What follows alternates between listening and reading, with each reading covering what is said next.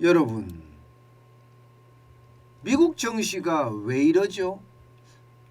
미국 증시에 무슨 일이 있나요? 아마 이렇게 말하는 게 요즘 미국 증시를 바라보는 그런 시선일 것 같습니다. 하루는 폭등하고요. 또 하루는 폭락하고요. 세상에 이렇게 변동폭이 큰 그런 시장도 잘 볼 수가 없을 겁니다. 그만큼 말입니다. 변동폭이 크다는 것은 돈의 쏠림 현상이 확 몰렸다가 그리고 뭔가 조금이라도 안 좋은 소식이 나오면 확 빠지는 그런 상태가 아닌가 저는 그렇게 진단하고 있습니다. 오늘 나스닥 지수 한번 보실래요? 여러분들도 깜짝 놀라실 거예요. 4.17%가 폭락했습니다. 536.89가 빠졌고요. 12,334.64를 기록을 했습니다. 그야말로 기사들마다 블랙 프라이데이라고 이야기할 정도로 난리가 아닙니다. 장 시작과 함께 말입니다. 떨어지기 시작한 나스닥 지수는요. 이게 인정사정 없이 떨어지고 있습니다. 3월이 최악의 달이다. 뭐 이렇게 이야기할 만큼 최고로 지금 떨어지고 있는 거예요. 2008년 10월 이후로 나스닥은요.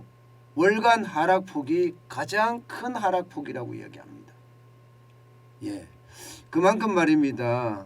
나스닥이 4월에만 13.51%가 빠졌거든요. 참 시장을 보면요. 무섭다 이런 생각밖에 저는 안 듭니다. 제가 아침에 세상을 바꾸는 뉴스를 하면서 말입니다. 좋은 뉴스를 찾아보려고 하지만 이게 도대체 좋은 뉴스가 안 나옵니다. 그만큼 말입니다. 주식시장의 변동성 굉장히 크고요. 이것은 경제 전체의 변동성이 크다는 이야기예요. 특히 말입니다. 여러분. 나스닥 지수에 보면 장막판에 한번 가보세요. 장막판에 떨어진 게 어마어마하게 떨어졌죠. 쭉 빠졌잖아요. 이것은 여러분 투매예요. 투매. 이 투매가 나오는 것은요. 시장에 굉장히 안 좋은 신호거든요. 투매라는 것은 쉽게 말하면 던져버린다는 거예요. 던져버린다. 가격에 상관없이 팔기만 하자 이런 뜻이 되는 거거든요. 가격에 상관없이 팔기만 하자. 이게 투매예요. 그런데 그 투매가 지금 나스닥에서 일어났다는 사실입니다. 아무래도 시장의 어떤 급등락이 이렇게 된다는 것, 게다가 투매까지 일어난다는 것은요, 심리가 완전히 무너졌다 이렇게 예상할 수가 있습니다. 나스닥은 주로 기술주 중심이잖아요. 그러면 다우산업지수는 어떨까요? 다우산업지수도 마찬가지입니다. 막판에 투매가 일어났습니다. 던져버렸어요. 2.77%가 빠졌고요. 거의 1000포인트가 빠질 것 같았습니다. 939.18이 빠졌습니다. 32,977.21로 마감을 했는데 이 역시 말입니다. 시장의 변동성을 그대로 반영을 했다고 볼 수가 있습니다. 여러분도 아마 지금 주식시장을 보면서 진짜 많이 놀라실 거예요. 안 놀랄 수가 없습니다. 아마 오늘이 토요일이 아니라 그러면 우리 시장에 영향도 엄청 컸을 거예요. 이게 미국 시장이 오르면 우리도 올라가긴 하고요. 그런데 올라가는 만큼 못 올라가요. 절반밖에 못 올라가고요. 떨어질 때는 반대로 더 많이 떨어집니다. 그렇다면 오늘 시장이 만약에 열린다고 그랬으면 시장의 충격파는 어마어마했을 거예요. 예, 그 정도로 시장의 어떤 상황이 굉장히 좋지 않습니다. 그럼 왜 이렇게 떨어졌을까? 이제 이게 궁금하시잖아요. 기본적으로는 기업 실적들이 발표가 되면서 그 실적이 형편없다, 뭐 이렇게 이야기하고 있는 겁니다. 실제로 말입니다. 애플 어닝 쇼크라고 이야기할 만합니다. 5.8% 성장하는 데 그쳤습니다. 구글도 마찬가지 마이너스 8.3%예요. 예. MS는 8% 성장했고요. 가장 큰 문제는 아마존이잖아요. 아마존은 적자 전환했습니다. 메타는 실적이 21%나 빠졌어요. 메타가 페이스북이죠. 그러니까 기술주 중심의 구글이나 아마존이나 메타가 그냥 떨어지니까 뭐 3, 4% 이렇게 떨어지는 것은 어쩌면 당연해 보입니다. 이렇게 생각하면 여러분, 우리 시장도 지금 마찬가지가 될 가능성이 큽니다. 예, 그 정도로 시장에서는요 굉장히 많이 떨어졌어요. 아마존만 하더라도요 전일장 대비해 보면 14%나 급락했습니다. 애플도 3.6% 떨어졌고요.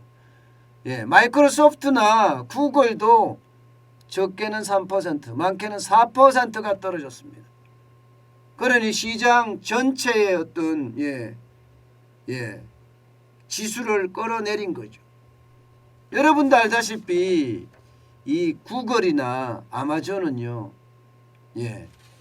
나스닥에서 차지하는 비중이 굉장합니다. 거의 20%에 해당된다고 이야기할 정도로 구글과 애플, 알파벳, 구글이죠. 구글이 알파벳, 아마존 이런 것들이 떨어지면 지표까지도 와장창 무너지거든요. 야, 진짜 장난 아닙니다.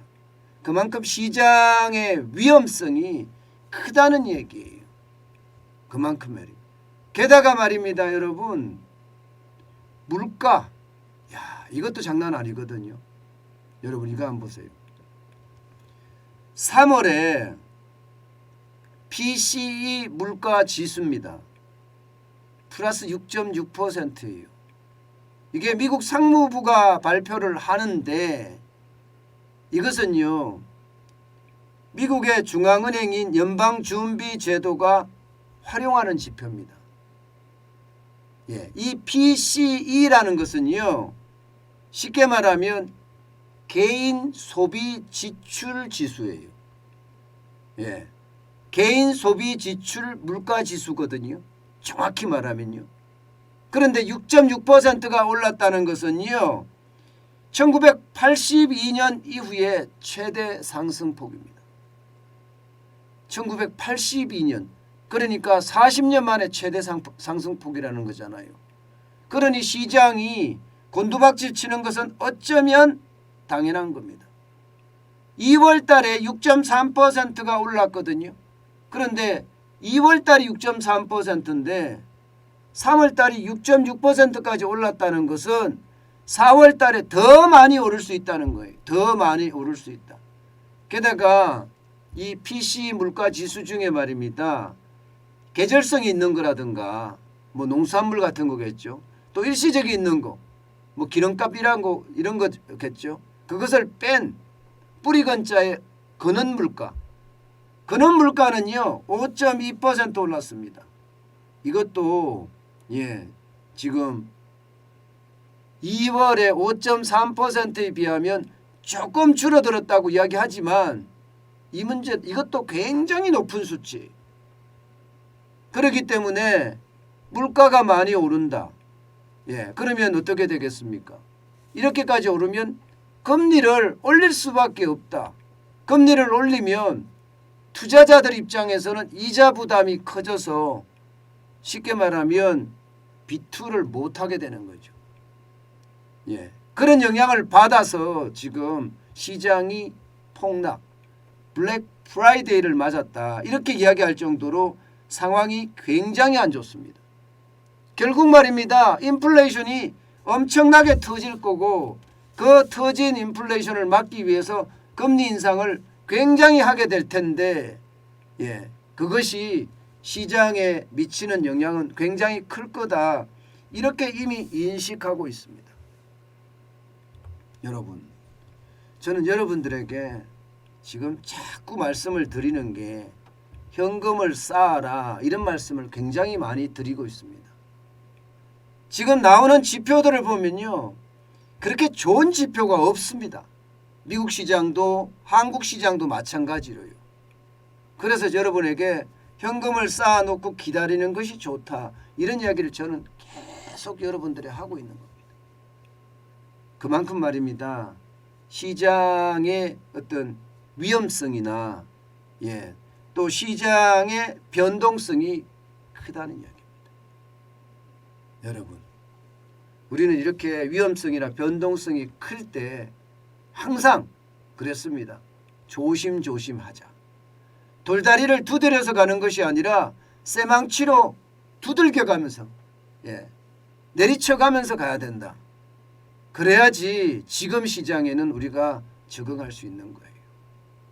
그만큼 지금 시장의 어떤 위험성이 커졌다는 사실입니다.